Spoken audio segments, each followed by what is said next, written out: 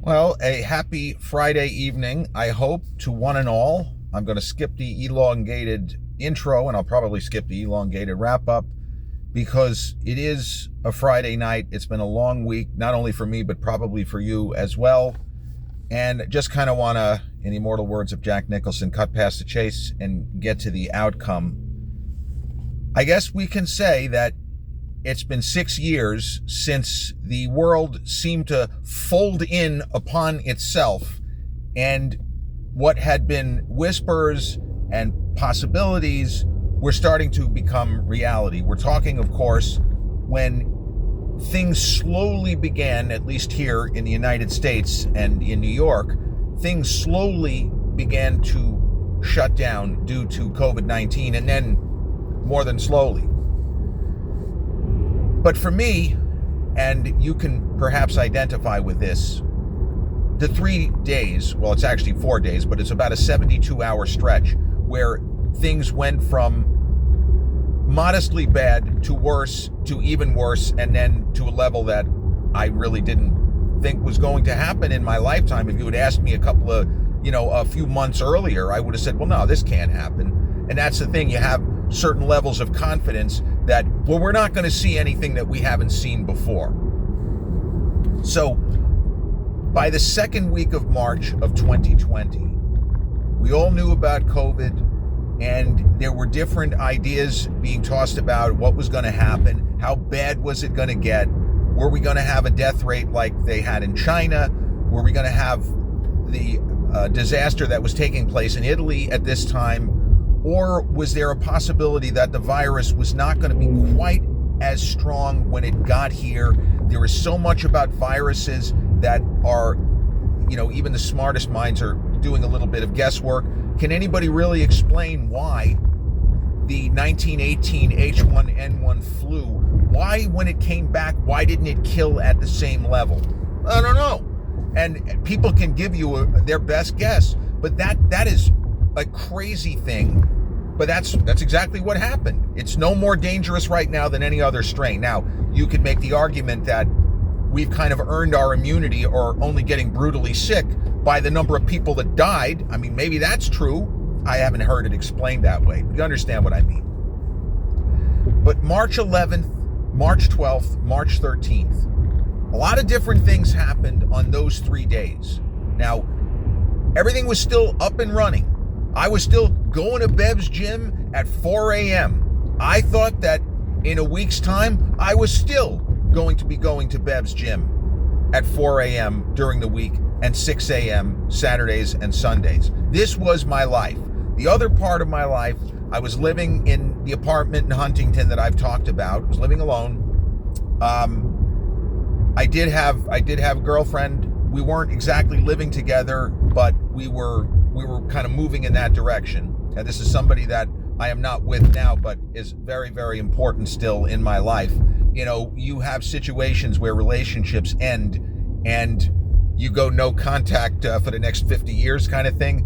But then there are relationships where there was always more going on than just two people dating. And in this instance, I'm happy that that's how this particular scenario played out. But at this point in time, we were seeing each other steadily, and we were spending a lot of weekends together and a lot of time during the week together.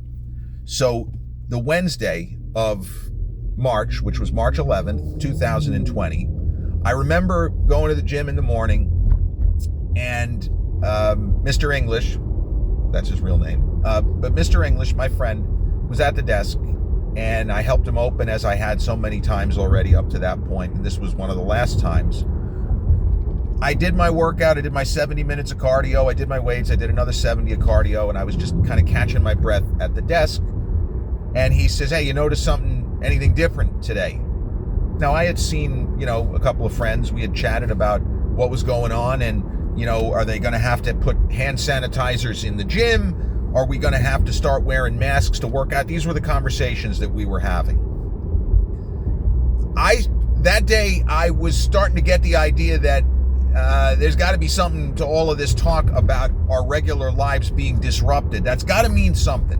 That's not something we've ever had told to us before. They didn't even say that during the 2009 swine flu.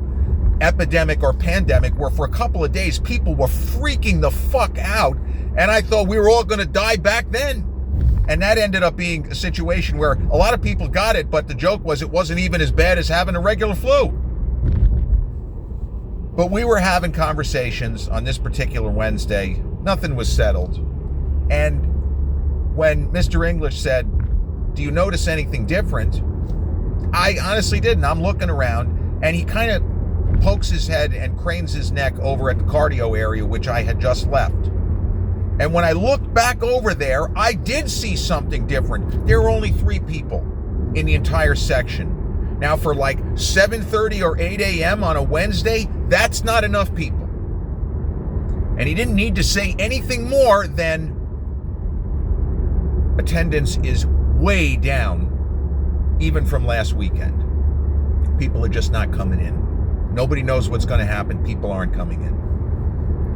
So I don't really remember much about the rest of that day, except for the fact that my girlfriend was with me that night. I don't know if we got takeout, but everyone was on edge. Nobody knew what was going to happen. And the feeling of unease, the prevailing sense of unease, of disquiet, of anxiety, that was all real.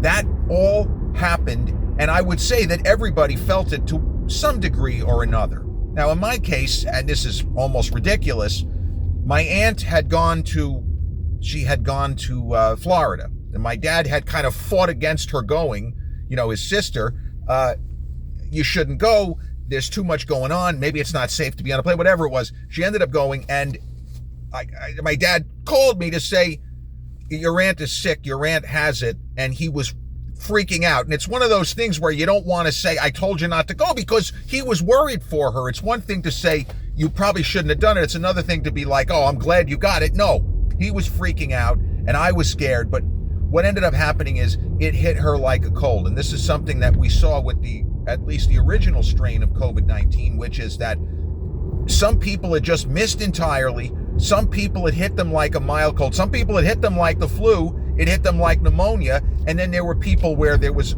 a significant chance of mortality. It was all over the place. We all saw this.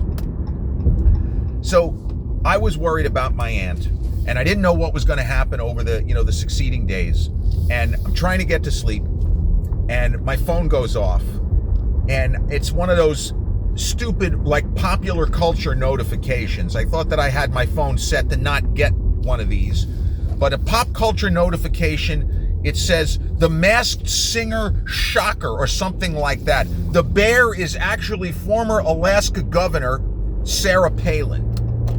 Now, I don't know why I personally got that notification, but then when I clicked on it and it said that she performed the song Baby Got Back, that was one of the biggest laughs that I was going to have for the next, I don't even know how many months. That was objectively very funny. At least I thought that was funny.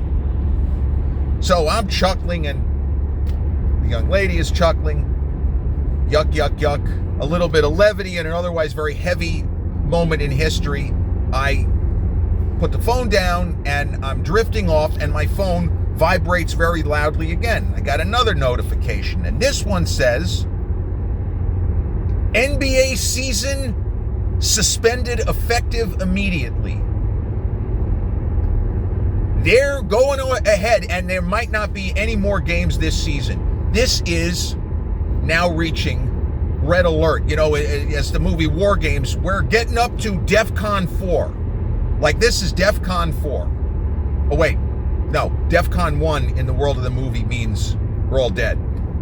Or we're going to war. So we're at DEFCON 2 now.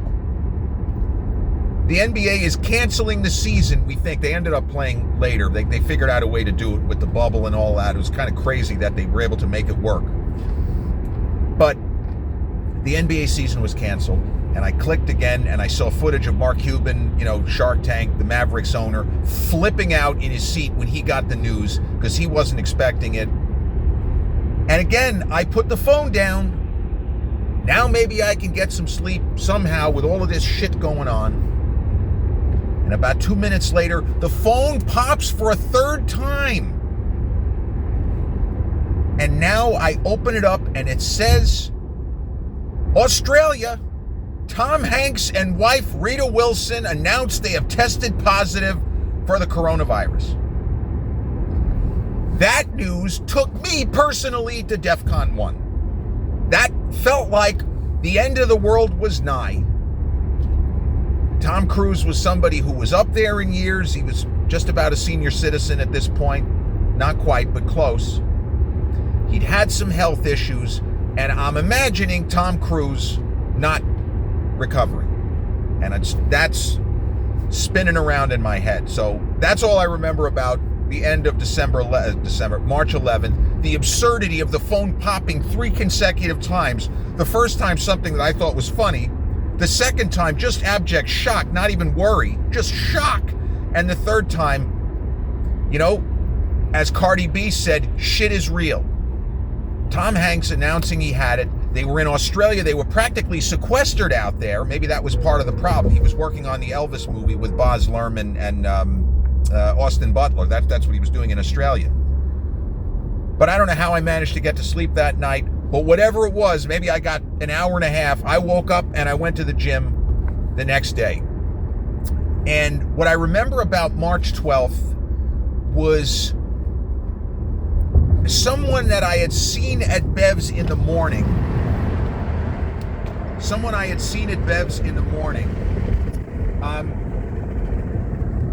Posted a picture of themselves on Facebook at a doctor's office wearing a mask. She said her throat was on fire, and it doesn't seem as if there are enough doctors here to see us all. If I was thought I was at DEFCON 1 the previous night, now I was really at DEFCON 1 because I had been a couple of feet away from her in the morning. And now she's wearing a mask in a doctor's office. Her throat hurts like hell. And what are we going to do?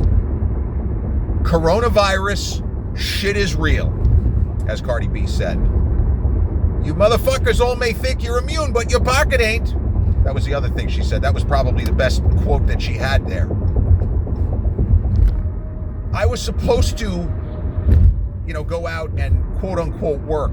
This is about 6 months after I quit the movie business for good. And I was driving. I was working for what was known as Postmates, and they later were absorbed by Uber Eats. So I was going to go out, and now I'm freaking out. I'm going to get sick. This is terrible. Of course, being so self-absorbed.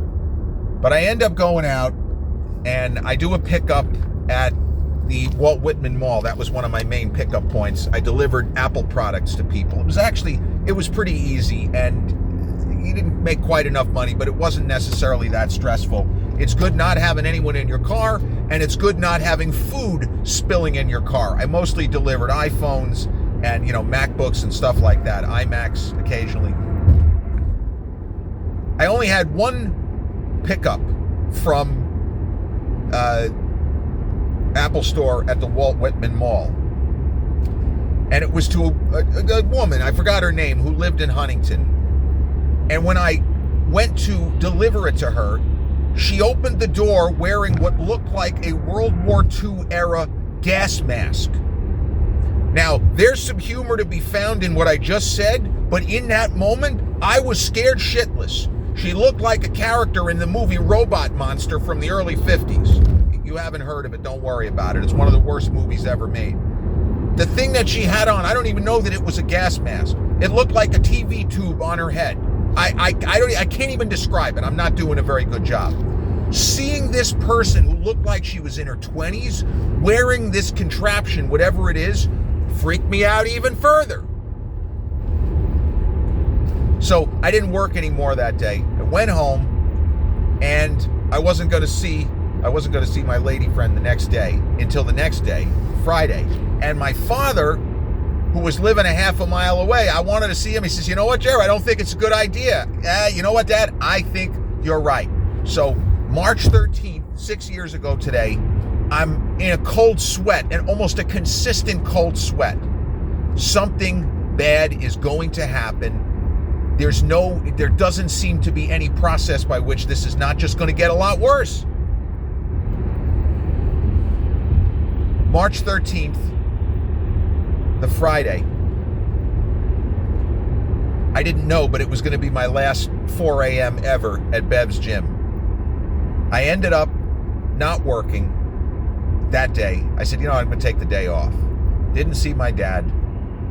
And I was trying not to panic. But all of the conversations that we were having at the time were, there was debate. There was legitimate debate. Were they going to close the schools? Were regular businesses going to shut down? Are they going to do something like they would, you hate to say, in wartime, but where only essential businesses were open, like hospitals and doctors' offices and restaurants? And then my cousin, who was not trying to be funny, he says, well, the liquor stores have to remain open. And what the fuck are you talking about? Why would you even think to say that? Well, he's a doctor. He said, trust me, the liquor stores are going to remain open. I don't want to explain it to you, but they will. They were. They did. Some of the conversations that I had with people from the gym over text later that day were me saying, we have to order stuff for home. I don't think the gyms are going to be open for very much longer. And do we really want to go if this gets worse? There's having the choice taken away from you, and then there is you making your own choice. I don't know if I'm going to go past Saturday. I think maybe I'm going to go tomorrow. I'm not even sure if I'm going to go tomorrow. But it was in my head.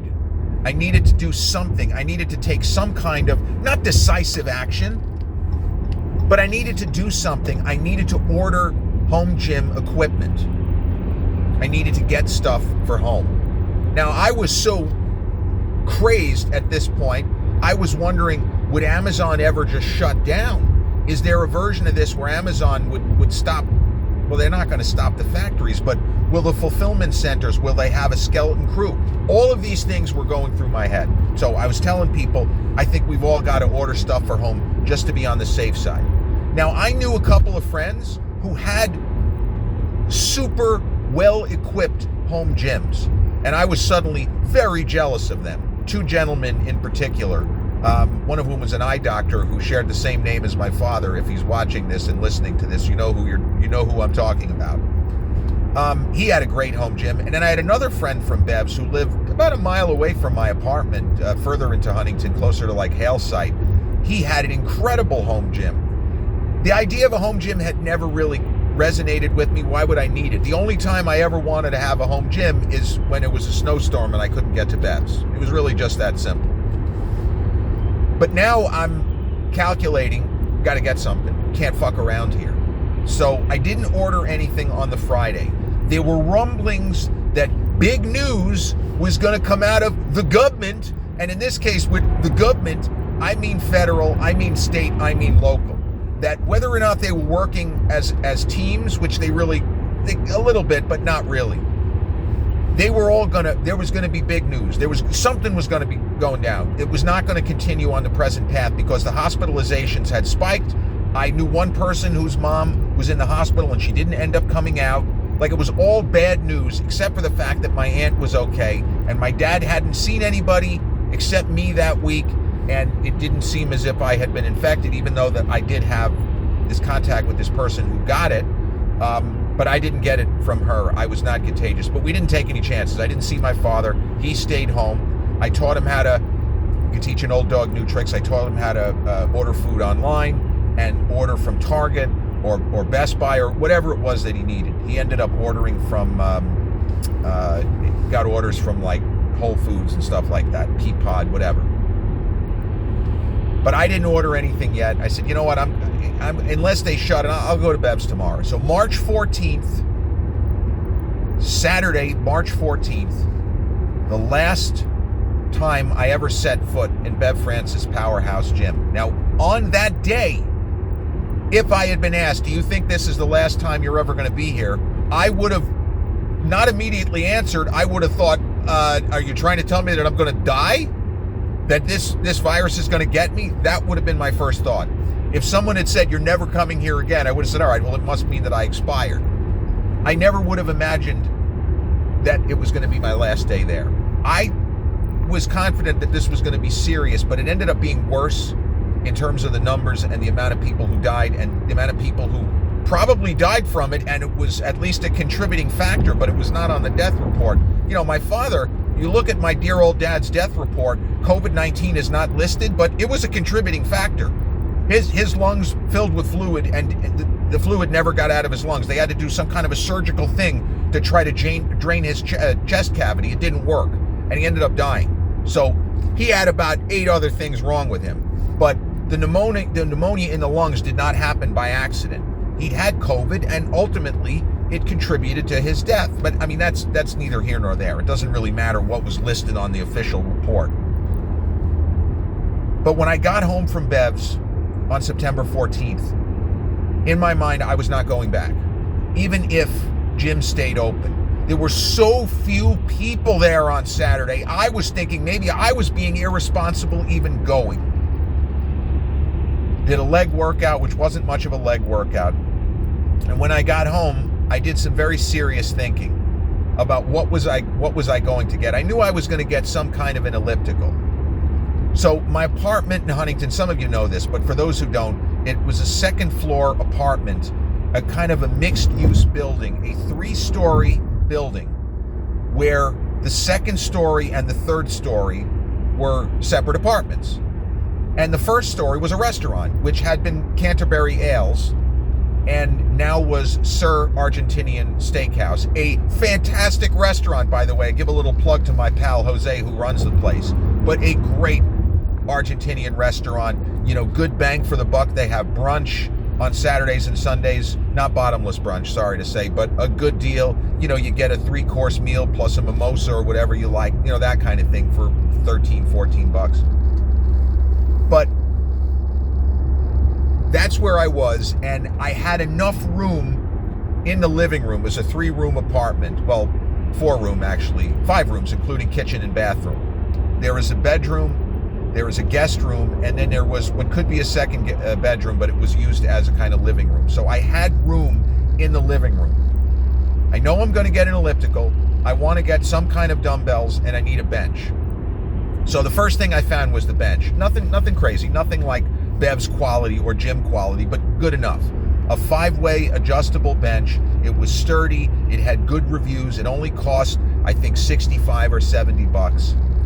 And I could have gone for a more expensive elliptical, but honestly, I thought that maybe I was going to be going back by the end of March at the latest. Even the idea of being out of Bev's for 2 weeks freaked me the fuck out. Scared the shit out of me. I'm not going to get anything heavy. Let me see what I can find. And I ended up buying a Sunny Health and Fitness, was called an Airwalker elliptical. They still sell the model. And let me tell you, I have it in the basement of my house in Coram. 6 years later, and I can't even tell you how many hundreds of hours of use between myself and my dear old dad, who used it for about a year and a half before his health, went downhill and he couldn't use it anymore. The amount of hours logged on that machine, it still works like new. That was $103 all in. Easily the best purchase that I've ever had from Amazon. It's not even close. 6 years later and all that use, and the thing still works like new. Now, what I really wanted was to get adjustable dumbbells that went up to, let's say, at least 50 to 55 pounds. But there was some very heavy price gouging going on. And a friend of mine, the old Jeff Goldblum from Jurassic Park, when you got to go, you got to go. I knew people who paid more than double what they should have to get adjustable dumbbells. I ended up kind of biting the bullet and getting ones that only went up to 25 pounds a piece. Knowing that, my God, I'm getting 20 reps with 70s on dumbbell bench press. What the fuck? But I wasn't going to break the bank because I honestly thought a couple of weeks, no more than a month, I'll be back and we'll just go from there. So what I ended up getting were these adjustable dumbbells that went up only to 25, 5-way bench, and an Airwalker elliptical. My initial outlay was somewhere between $250 and $275, I believe. And also, I justified the expenditure by saying this is only 60 to 70% of what a yearly membership at Bev's would be. And I understood when people said, hey, I'm already paying for a gym membership. I don't want to lay out the same amount of money as my membership for something that we hope is very much of a transient thing. It was transient, but it was longer in the actual, going about it than anybody or almost anybody thought. Because gyms didn't open back up. I want to say they didn't open back up till August, but it could have been as early as July, but I think it was August actually. But the fear, the uncertainty, the sense of disquiet, and the idea that what if things never go back to normal? And yeah, it's a different normal now, but at a certain point in 2021, at least for me, I did feel like the world is back on its axis, finally. But it did take that long. This was not something that happened, in a couple of weeks or a couple of months. I didn't set foot in a commercial gym again for more than a year. I visited my mother in May of 2021, and I went to a 24-hour fitness similar to Lifetime, and that was my first time back in a commercial gym. And then I joined up at Planet Fitness, but I just never went back to Bev's. And I don't know why. To this day, I don't understand.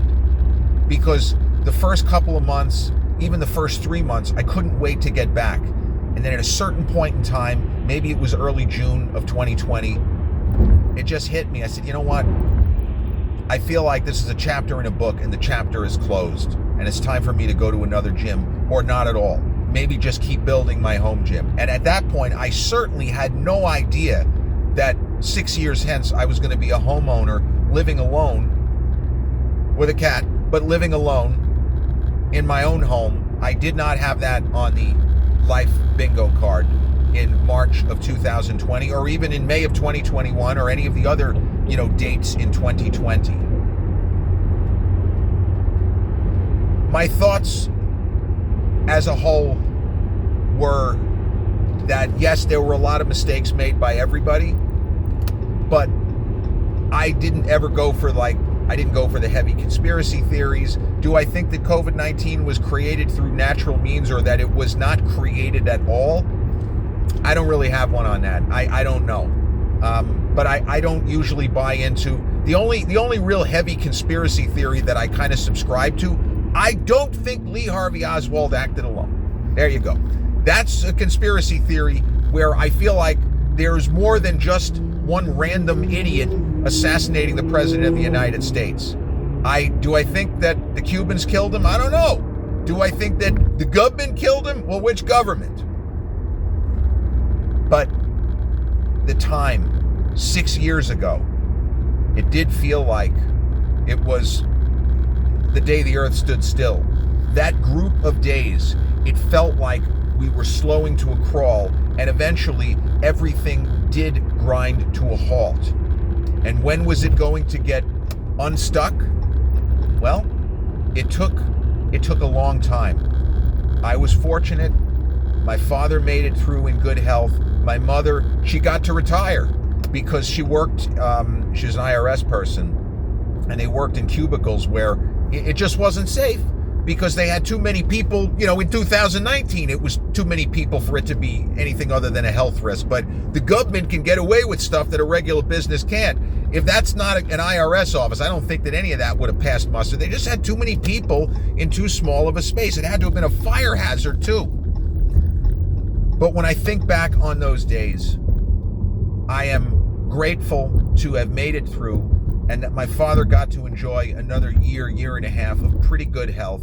And my mom is still doing great. Just celebrated, I won't say how old, but she just celebrated another birthday. She's doing well, going on a cruise very soon. And my sister is okay.